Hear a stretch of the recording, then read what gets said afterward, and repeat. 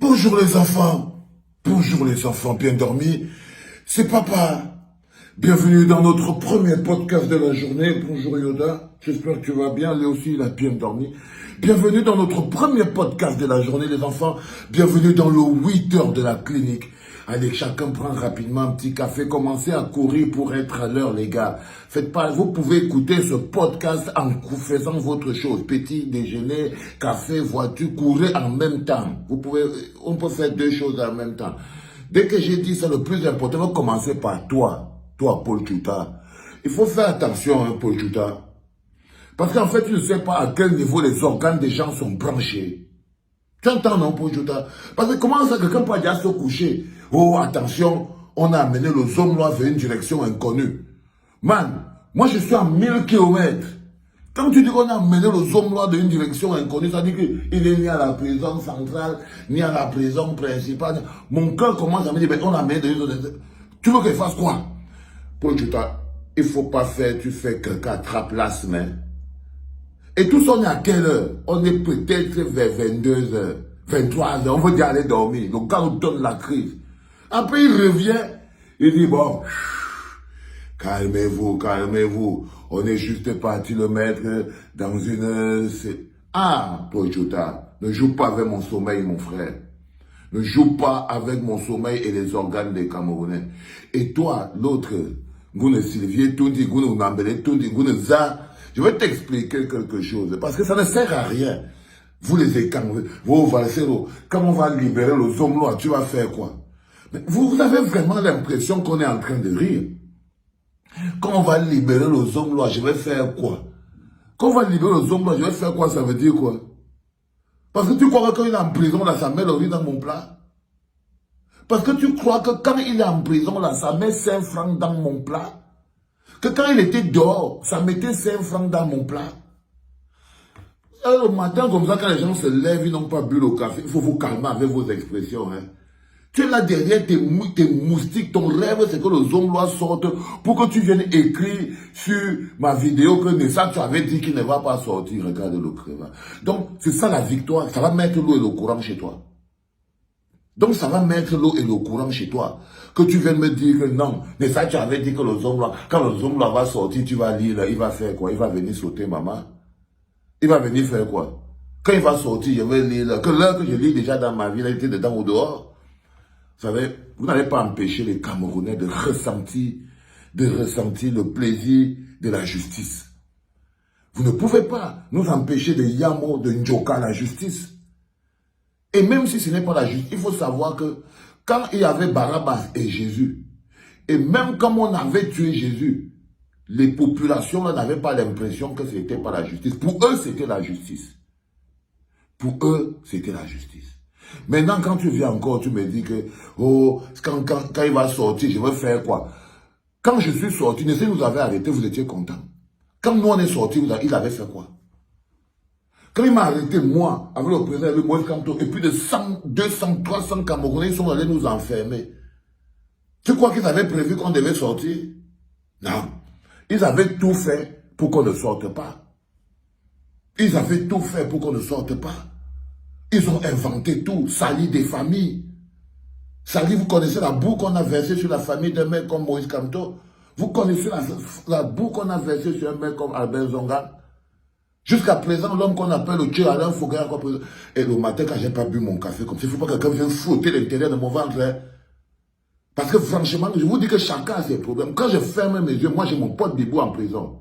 Donc, quand vous venez écrire votre truc, s'il ne sort pas, s'il ne sort, ça veut dire quoi?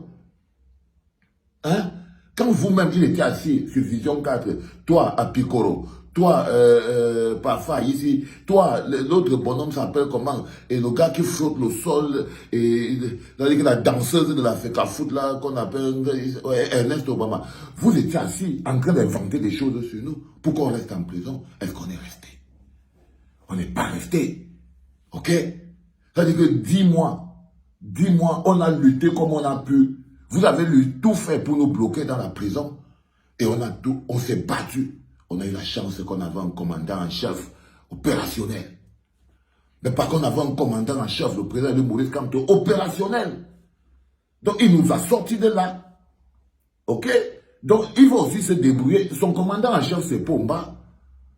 S'il est d'abord dans la prison, c'est parce que c'est Pomba qui l'a amené là-bas. C'est pas moi. C'est pas moi, les gars. C'est Pomba qui l'a amené là-bas. Et il doit être là-bas. J'ai même lu. Eh Seigneur, les gars, le matin compliqué. Hein. C'est quoi cette histoire? Je suis en train de manger. Je vois une vidéo qui circule. On dit qu'il a avoué même l'histoire de Monseigneur Bala. Je me suis dit que là, en ce moment, je crois qu'on verse directement. Ce qui se passe là-bas, là, c'est qu'on a ouvert les toilettes du CED. On verse seulement la merde dehors. Parce que faites attention. La somme, il y a beaucoup d'informations qui vont venir du CED pour venir nous embrouiller.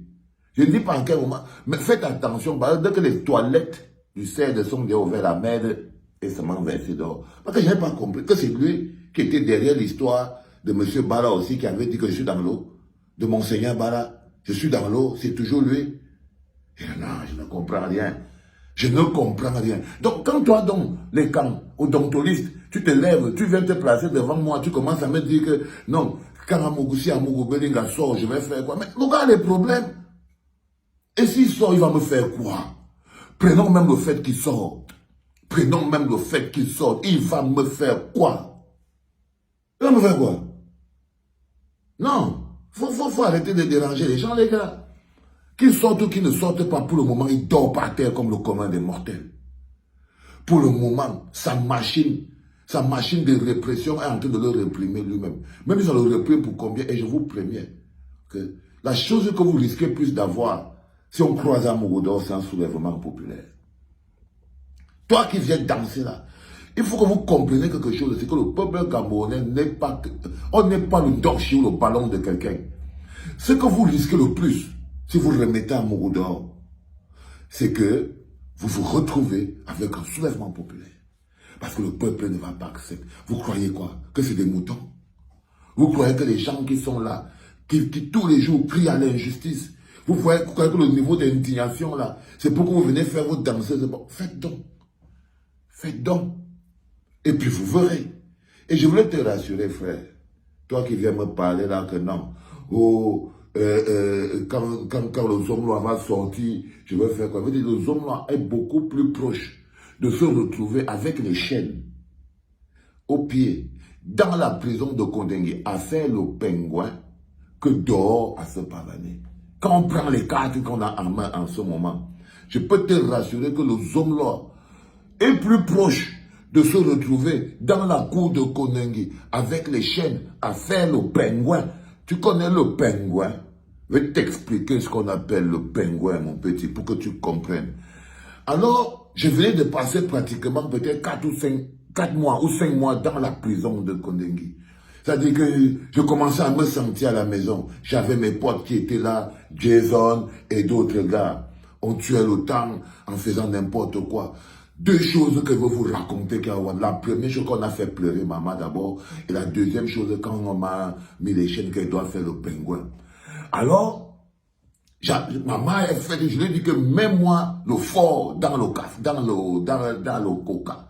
C'est-à-dire que tu peux avoir le jus, mais tu ne peux pas avoir le whisky. J'avais mes gens qui étaient là. Maman, c'est ma complice. Maman dit que, le gars, si on ne lui met pas un peu de bon whisky, maman connaît que j'aime le bon. Je lui ai dit que non, maman, trouve un moyen, tu mélanges avec le coca. Que je vous ai dit que quand tu es à la boîte, maman, ta vie est au calme. J'ai dit que maman, je sais pas, je peux pas continuer. Trouve un moyen, tu mets le truc dedans et tout. Mais je savais pas que les gars, ils connaissent qu'il y a la technique là depuis. La technique du mélangement du jus avec le whisky, que le coca est noyé comme ça, il dit à maman, verse dedans. Non, elle ne comprend pas tout ça. Je dis que non, il va donner à quelqu'un. Finalement, maman dit que non, je ne veux pas que quelqu'un s'occupe de mon mari. Elle met le fort dans les bouteilles. Elle porte les gars. Elle porte le sac. Elle vient avec, elle pose là. Le gardien, la gardienne, elle a senti quelque chose. Quand elle a regardé maman comme ça, elle a senti que il y a quelque chose ici. Zac, on fait la fouille. On fait, tu vois, quand tu es des on va toujours fouiller ton sac et Ivana va toujours goûter la nourriture que tu as mangée. On fait la fouille, on fouille, et elles sont là en train d'escroquer encore parce qu'elles tournent comme ça. Maman, mais non, on est là, on garde bien ton mari ici, là. Il faut quand même nous garder quelque chose. Donc, c'est aussi des escrocs, des gardiens de prison. Ils vont vous escroquer. Ils vont vous escroquer. Parce qu'ils vivent de ça aussi, ils vous nettoient les poches. Parce que tu es en prison, le gardien de prison vient te dire que non, là où tu vois là, le bailleur va me chasser. Toi, tu es en prison, tu payes le loyer d'un garde prisonnier qui lui est dehors. Donc faites attention. Je suis en train de dire donc que la femme, elle a repéré. Peut-être que la mouche était un peu montée sur le coca, ou bien quelque chose s'était passé. Tant, elle prend le coca, elle boit, elle sent le goût du whisky, elle pose, elle regarde maman, une diplomate. Papa, parce qu'elle te parle de maman l'emploi. Tu pas en train de te parler de Wolo à 2 à 5, hein. Non, il te parle du cœur du pays, le cœur du ballon diplomate hors hiérarchie. Tant, tant. Mais elle est là devant le gardien de prison qui dit que madame, ça c'est le coca à l'âge. Ah là là là là là là. Elle dit que madame, ça c'est le coca à l'âge. C'est quoi le coca à l'âge? Elle dit que non, ça c'est le coca à l'âge. Vous allez partir vous-même retrouver votre mari en prison. Oh là là. Maman ne savait plus quoi faire. Elle ne savait plus quoi faire. Finalement, le gardien vient me dire que Marcelo, viens ici, viens. Quand j'arrive, tous les habits de maman sont mouillés de larmes. Elle a déjà pleuré jusqu'à hier. Elle a pleuré jusqu'à hier qu'on a attrapé le coca à l'âge. On a attrapé le coca à l'âge que non, alors si peut-être qu'on va se me mettre à l'isolement. Elle dit que mais madame, c'est illégal. Vous le devez. Les gars qui font passer toute forme de drogue, là où ils sont à l'entrée de la prison, là, ils font passer même les choses qu'on ne fume pas. Mais il fallait voir comment dire que mais madame, c'est illégal. Est-ce que vous pouvez faire ça dans votre pays? Est-ce que vous pouvez amener le coca à l'âge dans votre pays et tout? Un endroit, moi j'ai vu les gens faire entrer et les armes, et les couteaux, et les drogues dures, les drogues molles, n'importe quoi, toute forme de choses qui n'est pas bien. J'ai vu faire entrer ça là. Pas les gardiens, ils mettent même dans leurs propres habits. Mais tu entendez, parce que les gars voulaient la torturer. Donc il dit que non, madame, vous ne pouvez pas faire ça dans votre pays. Donc là, vous venez de faire une infraction et maman venait d'Italie et devait rentrer au lendemain. Vous venez de faire une infraction, vous allez faire ceci, là, go, pleure, maman, wow. Je les ai regardés, je leur ai dit que les gars, vous savez quoi? Si ma femme pleure encore là, tout le monde, c'est mort pour tout le monde. Là, je ne pouvais plus supporter. Mon cœur était déjà énervé. Je dis, mais ça ne va pas la tête. Ça veut dire quoi? Non, mais vas-y, aujourd'hui, je vais dire que mes fichiers la paix. Je vous vois faire entrer les choses ici tout le temps.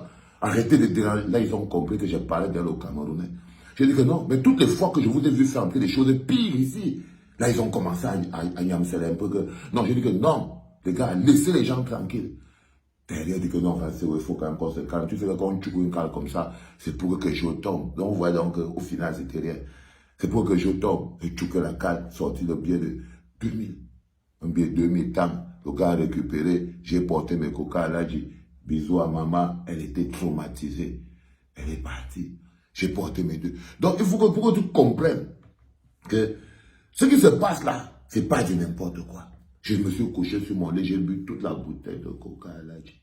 Donc, quand tu me demandes que, est-ce que si Amour Belinga va sortir, est-ce que moi, qu'est-ce que ça va me faire? Ça ne va rien me faire, frère. C'est le peuple camerounais qui va vous sanctionner. Si vous jouez avec ses émotions, c'est ça qui est le plus important. Ça ne va rien me faire. Ça ne va rien me faire. Donc je vais te dire à toi, Bruno Bidjan, que prie le ciel que Ivana et Somba.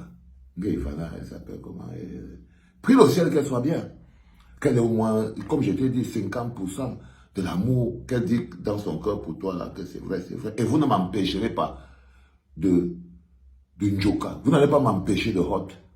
Vous ne pouvez pas m'empêcher de hot. Vous pouvez vous énerver comme vous voulez, mais vous ne pouvez pas m'empêcher de hot. Parce que quand il te racontait, par exemple, l'histoire qu'Amour Belinga est plus proche de se retrouver avec les chaînes en position du pingouin dans la prison qu'en train de filmer dehors, c'est parce qu'elle voulait te raconter l'histoire du pingouin. Parce que quand tu as vécu les chaînes, il faut demander à tonton Albert. Demande à tonton Albert. Je m'en vais au quartier 1.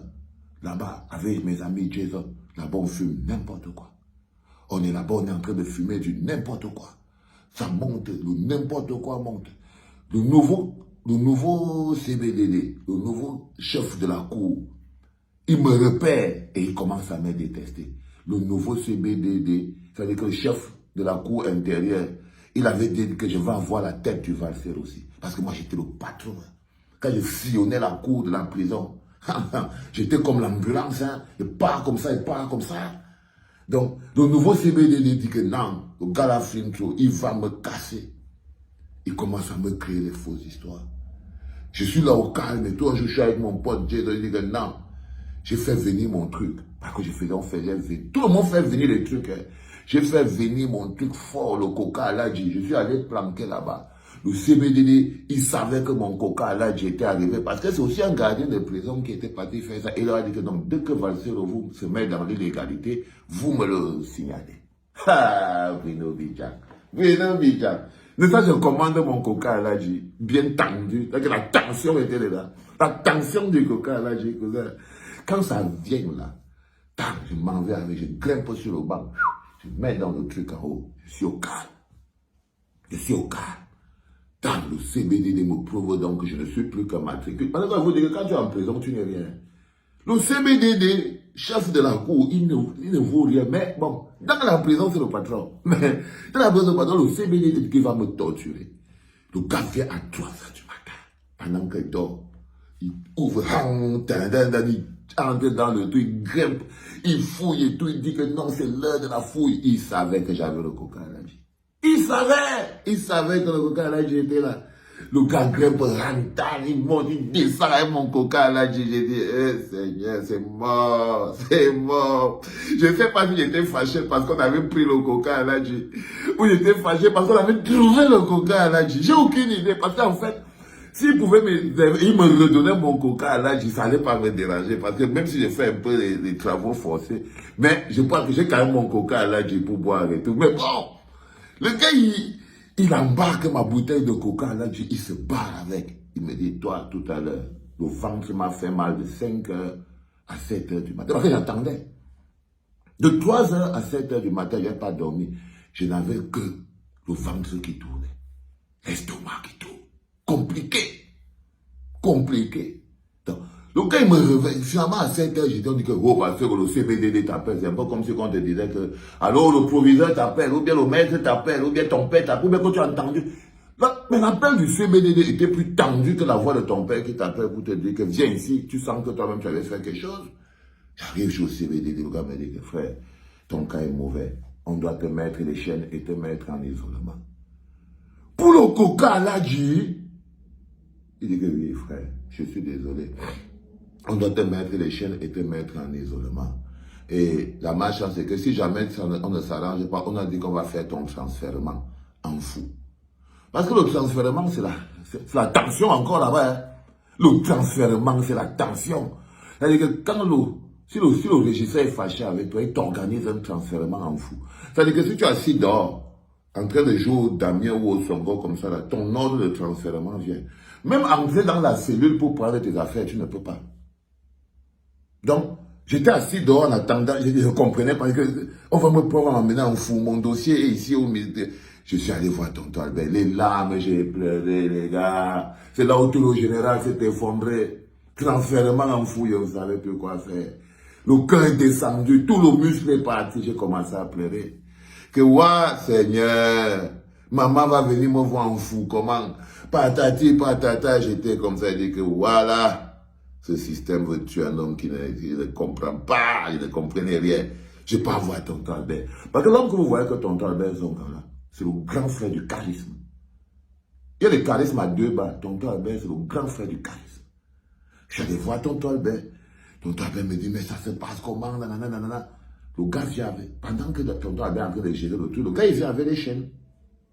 Il me dit, bon, en attendant que la décision de ton transfèrement viens d'abord et te met les chaînes. Donc c'est pour ça qu'elle te parlait des chaînes qui font que tu marches comme un pingouin. Donc le gars est venu, il m'a mis les chaînes. Tonton Albert s'est regardé, il lui a dit que ça c'est le général. Tu ne lui mets pas les chaînes. Tonton Albert Zonga, il a regardé le type, il a dit que non, ça c'est le général. Tu ne lui mets pas les chaînes. Tu fais ce que tu veux, mais tu ne lui mets pas les chaînes. Et c'est là où tous les gars derrière, mon pote Jason, et tous les gars, les costauds qui étaient avec moi sont levés, ils ont dit au CBDD que, tu vois, là, ça veut dire partir dans notre sens. Garde tes chaînes pour toi. Finalement, quand on part regarder derrière, tout ça là a été réglé avec un billet 5 000. Donc, comme vous partez avec plein les pieds de 1000 francs dans la poche des enfants. C'est très important. Je profite de cette histoire pour vous raconter un tout petit peu la mienne, parce que je trouve qu'aujourd'hui, c'est assez drôle. Allez, les enfants, c'était le premier podcast de la journée. Je le veux léger, parce que le deuxième, ce sera un vrai bazooka. C'était papa.